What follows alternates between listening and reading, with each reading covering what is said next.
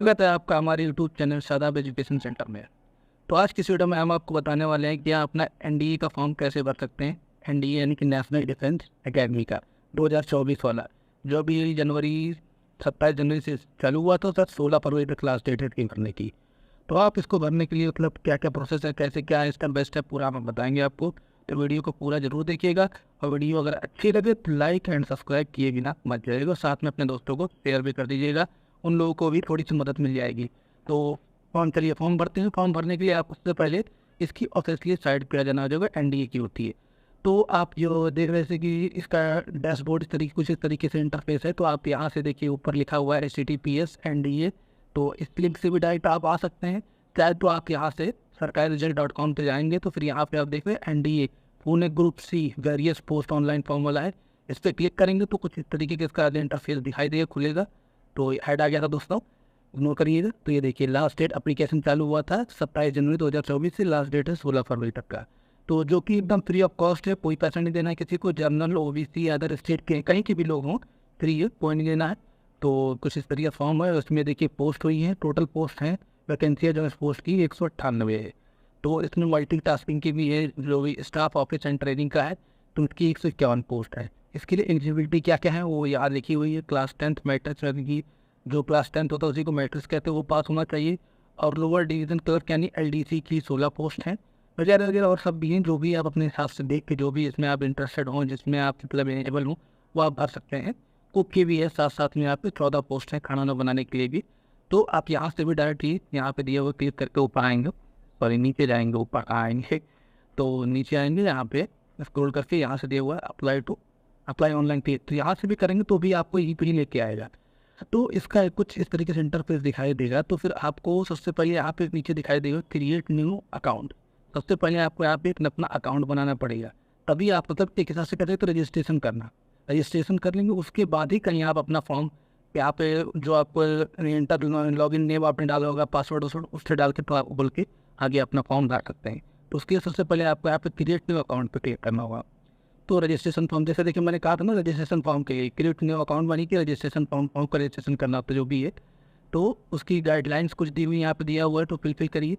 तो यहाँ पे आप अपना फर्स्ट नेम डाल सकते हैं, मिडल नेम डाल सकते हैं, last name, date of birth, जो भी है। जैसे मैं आप कुछ भी डाल देता हूँ, मैंने तो भर लिया, लेकिन फिर भी आप लोग को बताता हूँ कैसे भरना है। तो मतलब एकदम स्टेप बाय स्टेप सही बताऊँगा, कोई गलत नहीं बताऊँगा। तो देखते हैं। यहाँ पे इस तरीके से आप कुछ भी नाम डाल दीजिए, मिडल नेम है तो डालिए, नहीं तो लास्ट नेम डाल दीजिए, कुछ भी ऐसे आपको डालना होगा। आप ये लास्ट नेम डाल दीजिएगा। उसके बाद यहाँ से अपना डेट ऑफ बर्थ में ईयर जो भी हो आपकी, आप सेलेक्ट कर लीजिएगा, मंथ जो भी हो। और उसके बाद डेट जो भी हो आपकी, आप सेलेक्ट कर लीजिएगा। मोबाइल नंबर डाल लीजिएगा, और ईमेल, लॉगिन नेम, मतलब जो लॉगिन नेम आप डाल रखे थे वही आप यहाँ डालिएगा। लॉगिन नेम जो आप अपना ईमेल आईडी डालेंगे, वही आपका लॉगिन नेम भी हो जाएगा, उसी से आप लॉगिन कर सकते हैं। लॉगिन नेम या ईमेल दोनों डालना होता है। पासवर्ड यहाँ पे आपको डालना होगा। पासवर्ड का इसमें एक अपर लेटर होना चाहिए, कैपिटल लेटर वाला होना चाहिए, स्मॉल लेटर में होना चाहिए, स्पेशल कैरेक्टर होना चाहिए, और नंबर होनी चाहिए। ये सब होते हैं कुल मिला करके। तो चलिए मैं यहाँ पे कुछ भी मतलब मोबाइल नंबर डाल लेता हूँ। ये मैंने डाल लिए 2 4 6 2 8 हो गए, ये 10 मोबाइल नंबर डाल लिए। यहाँ पे मेल ID में कुछ भी डाल लेता हूँ, 112@gmail.com। ये आप इस तरीके से कुछ डाल लेंगे। डालने के बाद फिर आपको ऐप पीछे देखिए होगा, आपको फिर कंफर्म पासवर्ड जो आपने डाला था वही आपको डालना होगा।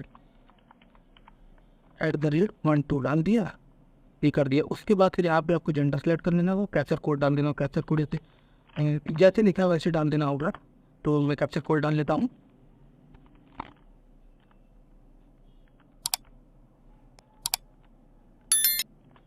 फिर कैप्चर कोड डालने के बाद आपको जैसे ही आप क्लिक करेंगे तो कुछ ये लोडिंग लेगा। उसके बाद कुछ इस तरीके का इंटरफेस आपको यहाँ दिखाई देगा। आपकी इस मेल ID पे भी एक OTP गया होगा, और इस मोबाइल नंबर पे भी एक OTP गया होगा। तो आप फिर दोनों OTP डालने के बाद, कैप्चा कोड डालने के बाद आपको वेरीफाई कर देंगे। जब वेरीफाई कर देंगे, वेरीफाई करने के बाद फिर आपको यहीं पे आ जाना है। यहाँ पे आने के बाद फिर आपको अपनी वही जो आपने लॉगिन नेम या मेल ID डाली तो वही डालना होगा, पासवर्ड डालना होगा। तो मैं डाल लेता हूँ, जैसे अपना हो गया, मैं जैसे मैंने अपना भरा था तो मैं वो डाल लेता हूँ। मैं उसके डाल के खोल लेता हूँ। तो यहाँ पे कैप्चर कोड जैसा दिया हुआ है वैसे ही आपको कैप्चर कोड डाल लेना है। कैप्चर कोड डालने के बाद फिर आपको लॉगिन पे क्लिक कर देना है। जैसे ही आप लॉगिन पे क्लिक करेंगे वो आपको खुल जाएगा। देखिए जैसे मैंने अपना पहले भर लिया था, तो मेरा यहाँ फॉर्म दिखा रहा है। आप ऐड न्यू करके भी दूसरा भी कर सकते हैं, आप करना चाहें तो। न्यू पर क्लिक करने के बाद फिर आपको कुछ इस तरीके का इंटरफेस दिखाई देगा।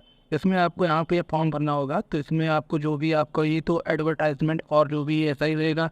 पोस्ट अप्लाइड फॉर, जिसके लिए भी अप्लाइड करना चाहते हैं, जैसे लोअर डिवीजन पर क्लिक करना चाहते हैं तो डाल दिए, चाहे तो आप मल्टीटास्किंग क्लिक करना चाहते हैं तो मल्टीटास्किंग सेलेक्ट करके डाल सकती हैं।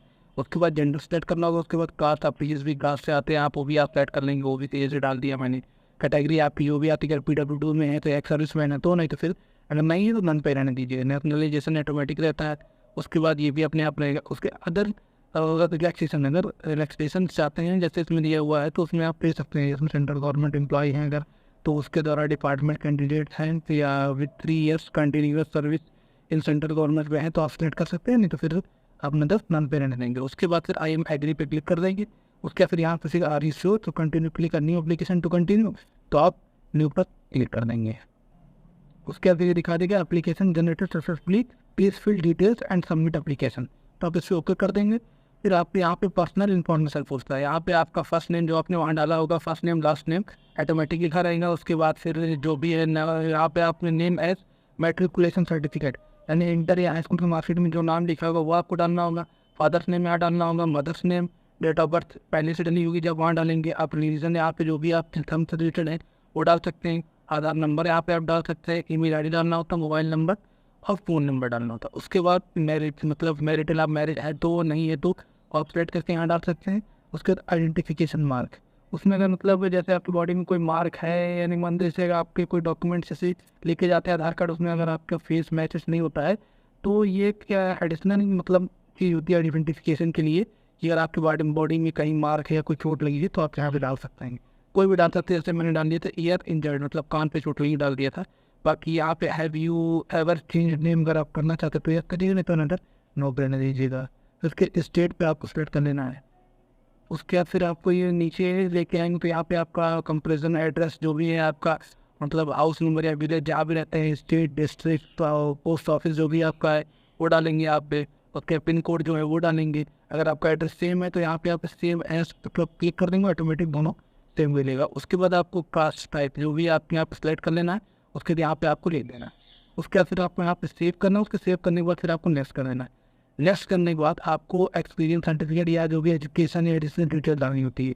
तो यहाँ पे अगर आप कौन से बोर्ड से हैं, गवर्नमेंट से हैं तो वो डालेंगे। आप जो भी बोर्ड से आपने इंटर किए होंगे, ट्रेड स्किल जो भी आप डालना चाहते हैं, किस में आपने वो NDC या नहीं डाला था, फिर टाइपिंग वाले स्किल मांग रहा था, तो वो आप अगर जिसमें भरना चाहते हैं उसमें आप भर सकते हैं। तो उसमें से मांगता है किस इंस्टीट्यूट से किए थे आप टाइपिंग का, वो सर्टिफिकेट मांगेगा। इंस्टीट्यूट का नेम मांगेगा। रिकॉग्नाइज्ड बाय किसके द्वारा है वो डाल सकते हैं। ड्यूरेशन एक्सपीरियंस उसमें डालना होगा, किस तरह का एक्सपीरियंस है, और सर्टिफिकेट इन मंथ कितने हैं वो भी डालना होगा आपको। और उसके फिर ये क्या वो भी स्किल है अलग, जो भी अगर है आप डालना चाहते हैं डाल सकते हैं। और इंटर की भी डिटेल्स आप डाल सकते हैं। उससे आप प्लस करके और भी चीज़ें आप जो भी आपके अंदर स्किल्स हैं वो ऐड करके आप डाल सकते हैं। फिर आपको यहाँ पे सेव करना होगा। उसके बाद नेक्स्ट करना होगा। नेक्स्ट करने के बाद फिर यहाँ पे आपको डॉक्यूमेंट डिटेल्स आनी जाएगी।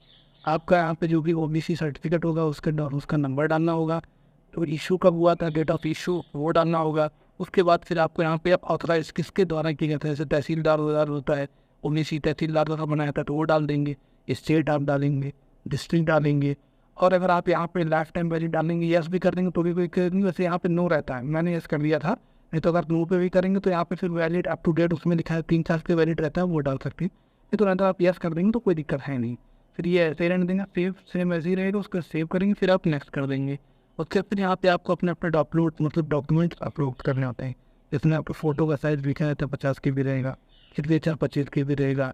ID में आपका जो भी, मैंने तो आधार कार्ड सेट किया था, जो भी आपका है इसमें पैन कार्ड हो गया, driving licence, voter ID, passport जो भी वो डाल सकते हैं आप। उसका डॉक्यूमेंट के डालने के बाद उसका साइज़ KB की फाइल रहती है, इतने अपलोड करनी रहती है। 12th का सर्टिफिकेट मतलब जो भी होती है मार्कशीट होती है वो डालना रहता है यहाँ पे। उसका सर्टिफिकेट नंबर यहाँ पे डालना होता है, दोनों में जो भी है, ऊपर इसमें आधार कार्ड का नंबर और इसमें 12th का सर्टिफिकेट नंबर डालने के बाद सेव एंड नेक्स्ट करेंगे। उसके बाद आखिरी में डिक्लेरेशन दे देता है।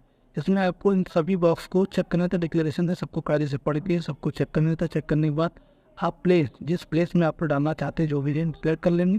उसके बाद इंटर कैप्चर कोड डालने के बाद उसके बाद फिर आप यहाँ पे फिर सबमिट कर देंगे।